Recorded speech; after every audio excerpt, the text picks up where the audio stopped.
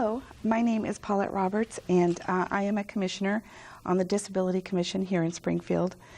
The reason we're here today is to make people aware of a piece of legislation that is before the General Assembly at this moment. It is called the Community First Act. To my left is Ann Ford, who is the director of the Network for Centers for Independent Living, and she is going to be my guest today to explain what the Community First Act is and all the advocacy and different issues that surround this act and why it is so very important to the people with disabilities. Ann, would you like to tell us what the Community First Act is? Sure. The Community First Act basically would be a law that would give people with disabilities of any age who need long-term care services the right to choose where they live when they receive those services. And I'll explain a little bit about what that means, because to some people they don't understand that. In our state, actually throughout our country, there's been a history of assuming that if somebody had a disability and needed a certain amount of care or assistance, they should live in some kind of an institution. Sometimes that's a nursing home, sometimes it's a facility for people with developmental disabilities or mental illness. In all situations, it's segregated. They are kind of kept away from the community, from the mainstream of life, because they need assistance. And that is not always medical assistance.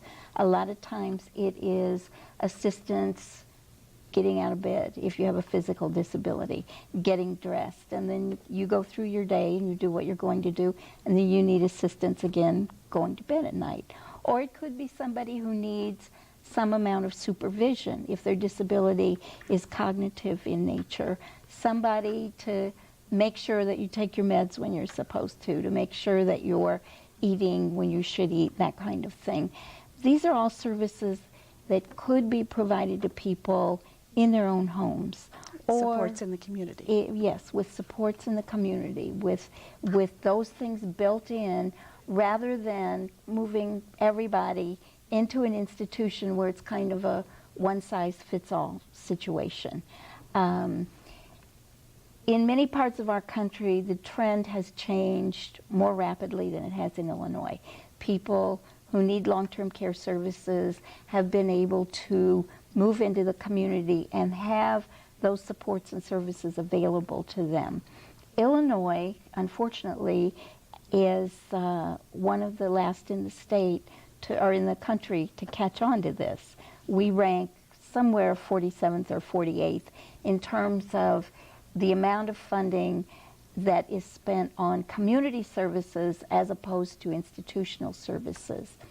What this bill would do is give people an option of where they want to live, and if their choice is to live in the community, the dollars that would support them in an institution follow them to support them in the community. The money doesn't go directly to the person, but the money is paid to the organization or agency or people who provide their services. Why is it so hard in Illinois? What's really behind that? What's below the surface of the reasons why? There are a lot of things that are the reasons why. First of all, what you always hear, this is how we've always done it. You know, that's a famous line that we use for everything and anything. The second thing is, very honestly, there's been almost an economy built around serving people with disabilities. And that economy, unfortunately, is based on institutional care. There are jobs. You know, that's the first thing you always hear about, is this provides jobs to people. The second thing is we've got these buildings, these facilities that have been built, the staff that manages them. There's a huge investment there. What we're trying to help people understand is that this is an issue about human beings, and this is, in fact, a civil rights issue. It isn't an issue of taking care of people. It's an issue of no longer saying if you have a disability, you're going to be segregated away from the community. You aren't part of the community. So there are people, especially, I mean, not necessarily especially, but there are people in nursing homes. There are people in nursing homes. Right now, in our state, there is somewhere in the area of 13,000 people under the age of 60 who are living in nursing homes because they have disabilities. We have evidence to prove that people can live in the community, that it's more cost effective, that it's more humane, that they have a greater amount of freedom and dignity, and that in fact many of them can be very productive citizens if they live in their own home. We have a wonderful program in our state through the Department of Human Services called the Home Services Program. And under that program, for those people who are eligible, if they need assistance in the things that they do at home, getting up, getting dressed, bathing, dressing, cooking, they can enroll in this program, and they can hire what's called a personal assistant who's paid by the state. Again, the money does not go into the hands of the person with a disability, to go in whatever number of hours a day that person needs services and assist them with those things. Many of those people then, somebody comes in, helps them get up and get ready, they go to work. So they're contributing, they're taxpayers, they're part of the economy of their community, and they're part of the fabric of their community. I don't think people realize in their day-to-day life, unless they personally know someone who is a person in a nursing home or some type of institutional care, how important it is that they be part of their community. I know that a person can be in a nursing home, maybe they need to be for a while, some type of serious health problem, or some issue comes up that deems that this all necessary, but it doesn't necessarily mean that it has to go on forever. No, it doesn't, and I think that's what happens sometimes. There are a lot of people who need, maybe they're recuperating from a very serious surgery. Maybe they've had some kind of accident and they're recuperating, and they need that nursing home for a while, and they need maybe the rehabilitation that might be available to them. But for people to be sent to a nursing home to live forever is just not right, because it really diminishes their life. It takes away their freedom. It takes away any control they have over themselves. When you live in any kind of an institution, somebody else is making every decision for your life. And you aren't able to have the friends you want to have, to associate with those friends. You aren't able to be a part of your community. You aren't able to go to the church you want to go to. Or even go into your kitchen and open a can of soup. Exactly. One of the stories I heard that just stuck with me was about somebody who had been in a nursing home, and through the program of one of our Centers for Independent Living was able to move out and had his own apartment. And the person from the center who worked with him stopped by to see him one day, and she said he was so proud to be able to offer her a cup of coffee, something we all take for granted every day. But for this guy to have somebody come in and sit down at his kitchen table and he could pour her a cup of coffee was like the biggest thing in the world. Those little things in life. Yes. And I think there are probably a lot of young people in nursing homes. Very that many. We have no idea. Exactly. I mean, the community at large doesn't have any idea. No. When we think of nursing homes, first of all, we think of very old people. We think of people who are very sick. And we have this picture that somebody is in this nursing home and somebody who resembles Florence Nightingale stands at their bed day and night to take care of them. That's not true either. I mean, nursing homes are stretched thin. They've got so many people and so few staff that really the average person gets less than 2 hours care a day. Not that there isn't somebody there, they can yell or ring a buzzer, whatever they do, and maybe somebody would be there. But the reality is, especially for young people, but also very many older people, they don't need that. There's nothing in their condition that requires that they be where somebody can look in on them all day, every day. And it's a gross, I think, abuse of our state funds to pay for people to live in nursing homes when for about 1/3 of what they pay, that person could live at home, have a personal assistant, get their needs met, and have their life back. And I think that's one of the most important things about this bill. What specifically is there about the bill that will change things? I mean, what does it say?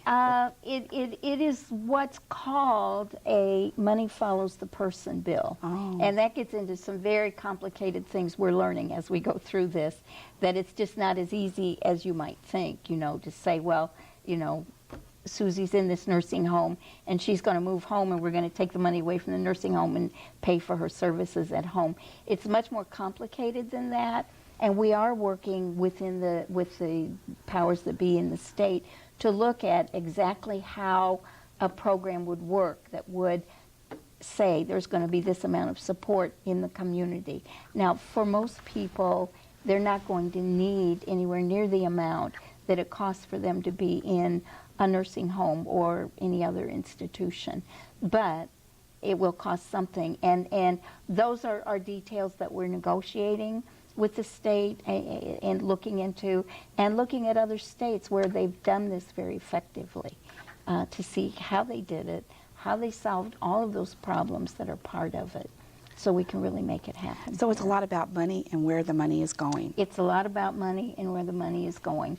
And it should be a lot about people and what those people deserve in their life. We don't believe that having a disability should ever be the cause of losing your rights and your freedom. We don't believe that having a disability should be a reason that you're segregated away from your family, your friends, your neighbors, your community. And we're trying to help people see it in that way. We've built this huge economy, and unfortunately, the product we've used to build this on is the lives of people who have disabilities. So we really want to see that change. And sometimes there's just more that can be done. Absolutely. Sometimes it's just easy to put a person into a nursing home. Oh, yeah. Or an institution. It just takes a little thought. Mm-hmm. Well, a lot of thought, I suppose. But it would be well worth it to bring this around to a different train of thought. Exactly. And that's one of the things that we're trying to do through being on programs like this, through a lot of different PR things. One of the things we did in October was conduct a Freedom Ride, which was a 4-day event that involved 29 of us, people who had disabilities. We traveled around the state. We totaled a little over 800 miles. We made 8 stops in those 4 days. They were all media events. We had media there. We had local people in each community there. We had legislators there. And we had speakers who were people who had at one time or another been in institutions and talked about the experiences they had. And it was just unbelievable to listen to some of their stories and to see the things they've been able to do since they came out of those institutions. Yes, I think there was a lot of enthusiasm around that. Enormous. I met quite a few of the people that went on the Freedom Ride, and they just had so much enthusiasm. They had heard so many personal stories. Right. And I think that just brings it home. Oh, yes, it does. It does. Until you talk to people who have actually been affected by this, this act, or who will be if it passes, I don't think you have any clue. Right, right. And actually, I think we have a little clip of some of our final event on the Freedom Ride was here in Springfield at the Capitol. It was very exciting. We had a guest speaker who was a woman from the state of Georgia who was involved in a Supreme Court case called the Olmstead case. This woman and another person were in an institution wanted to move out, and the state was refusing to move them out. So they filed suit. It went all the way to the Supreme Court. And the result was a decision that we all in the disability community look at as our kind of Brown versus Board of Education decision, because it says that under the Americans with Disabilities Act, it is a violation of an individual's civil rights to keep them in an institution if they are able to live in the community, if their treatment professionals agree that they can live in the community, and if they want to live in the community. So maybe we can look at a little bit of that celebration. I think we're going to do that day for us right now. Okay. Our first speaker is Lois Curtis. For some of you, Lois Curtis needs no introduction, because Lois Curtis is certainly a hero in the disability community. Like Illinois, the state of Georgia had not committed sufficient community resources, and as a result, Lois was unable to leave a state institution despite the fact that she wanted to leave, and state professionals had said that she was certainly appropriate for the community. Lois, in conjunction with Elaine Wilson, another institutionalized person, decided to fight for their right to live in the community, and together they filed suit under the ADA against the state of Georgia.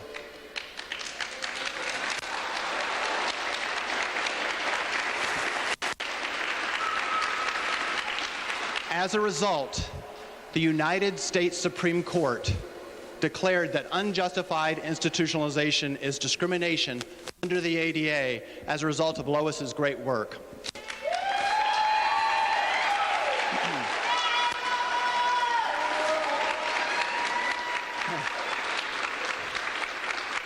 Many people say that this case is to the disability community what Brown versus the Board of Education is to the African American community. Please join me in welcoming Lois Curtis and her assistant Jessica Long.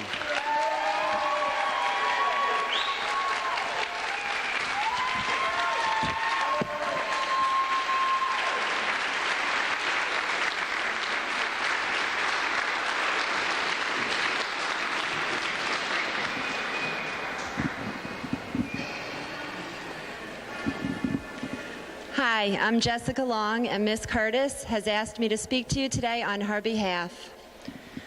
Lois now realizes that her fight did not end on the day she left Washington.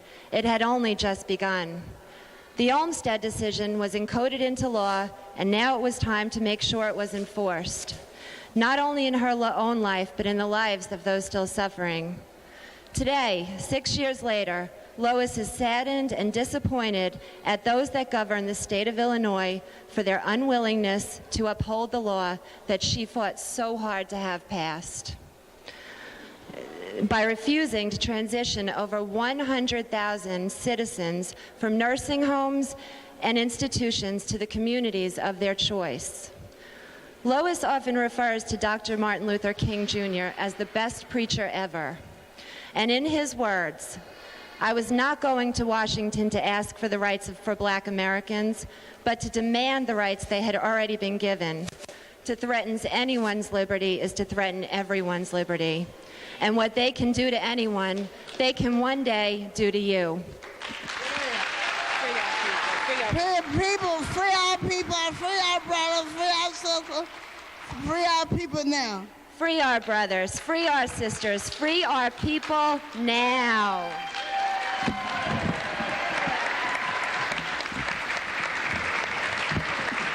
The story of another plaintiff who couldn't be here today demonstrates the problem with the state's current service delivery model, which essentially limits community placements to those who can show that their situation is an emergency. Isaiah Fair, another plaintiff, was living in an institution when his guardian was unable to get a community placement. Isaiah subsequently had a seizure, and after the staff failed to respond adequately, the staff was found to have committed medical neglect. His mother then removed him from this facility. When she then contacted the state about a community placement, they said his situation was no longer an emergency because she had removed him from the facility. What a terrible choice. Leave your loved one in a dangerous institution or remove him but then been denied community options. These are the types of choices that people with disabilities and their family members are being given today, and as was said so eloquently, that is not a real choice. And we're going to start today to make everybody in the state of Illinois and in the United States of America realize this isn't a problem that belongs to the disability community. This is everybody's problem because we are part of the community at large.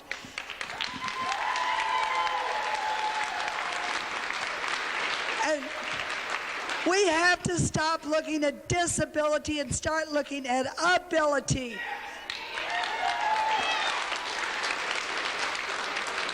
So that we are so much a part of the community that the man down the street in the wheelchair is no longer the man in the wheelchair, but my neighbor, my friend, the man I go to church with.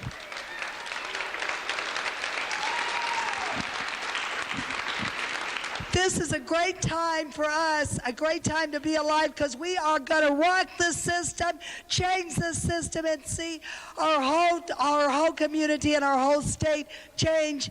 And eventually we're going to be number one on what we do for people with disabilities.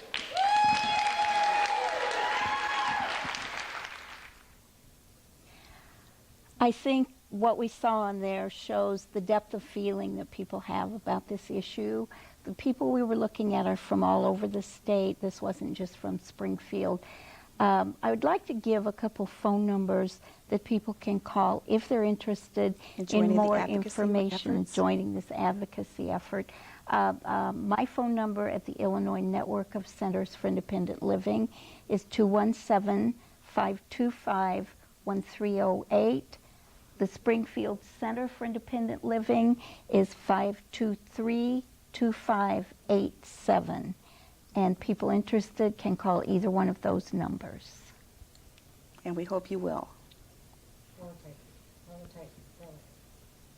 Community First bill.